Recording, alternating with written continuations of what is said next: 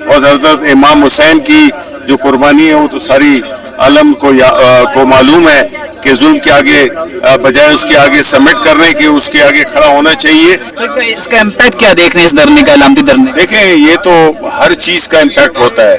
جو صرف آ گئی ہے کہ جی ہم چپ کر کے بیٹھ نہیں گئے ہیں کہ جی عمران خان جیل میں ہے، ہمارے کارکنوں کو ہمارے جو ہمارے دفتر پہ ہوا جس میں کہ ہمارے امپلائیز کو بھی اٹھا لیا گیا اور ہمارے جو سوشل میڈیا کے ایکٹیوسٹ ہیں ان کو بھی اٹھا لیا گیا.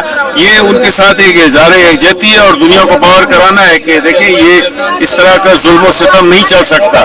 جبکہ جو اس وقت جو کٹ پتلی حکومت ہے وہ جو ہے تو فارم 47 کے ذریعے آئی ہوا ہے، تو ان کی نہ اخلاقی قوت ہے نہ ان میں اخلاقی جواز ہے ان کا حکومت میں ہونے کا. انہوں نے ملک کا بیڑا غرق کر دیا ہے. شیف صاحب السلام علیکم. وعلیکم السلام. علامتی کیمپ کا بیسیکلی مقصد کیا ہے، بھوک ہڑتالی کیمپ کا؟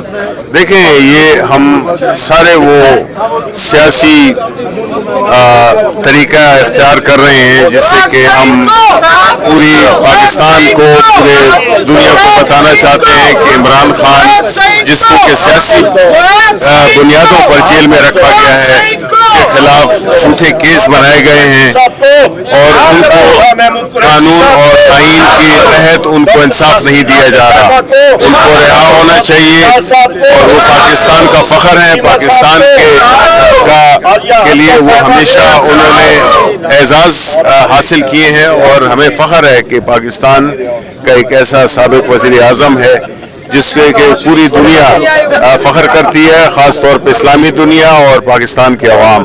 اور جس حالت میں اس کو رکھا گیا ہے ہم اس کی شدید مذمت کرتے ہیں اور ہم یہ سمجھتے ہیں کہ ان کو فوراً رہا کرنا چاہیے.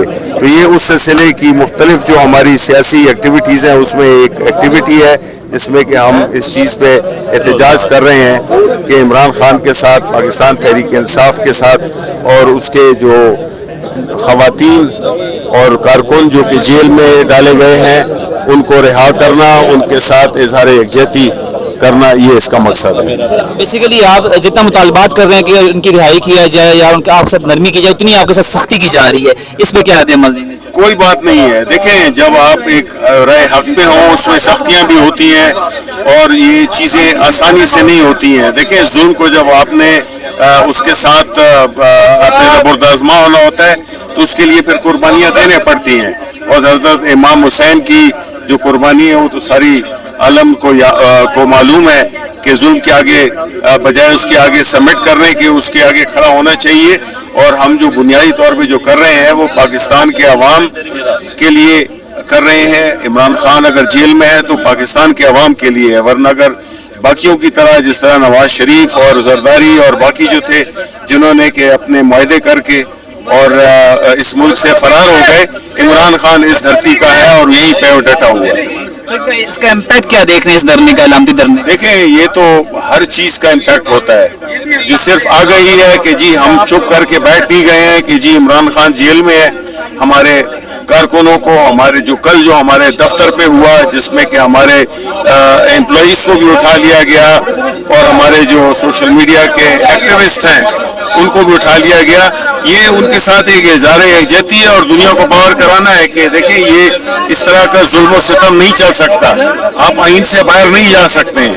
اور جو پارلیمنٹ ہے اور یہ جو پارلیمنٹیرینز آپ کو نظر آ رہے ہیں یہ اس قوم کے نمائندے ہیں، ان کو عوام نے منتخب کیا ہے. جبکہ جو اس وقت جو کٹ پتلی حکومت ہے وہ جو ہے تو فارم 47 کے ذریعے آئی ہوا ہے، تو ان کی نہ اخلاقی قوت ہے نہ ان میں اخلاقی جواز ہے ان کا حکومت میں ہونے کا. انہوں نے ملک کا بیڑا غرق کر دیا ہے، لوگوں کے مہنگائی کے سمندر میں پھینک دیا ہے اور ناممکن کر دیا ہے عوام کی زندگی کو. سر آپ کے لیے کل لفظ انتشاری ٹولہ استعمال کیا گیا ہے، اس حوالے سے کیا کہیں گے؟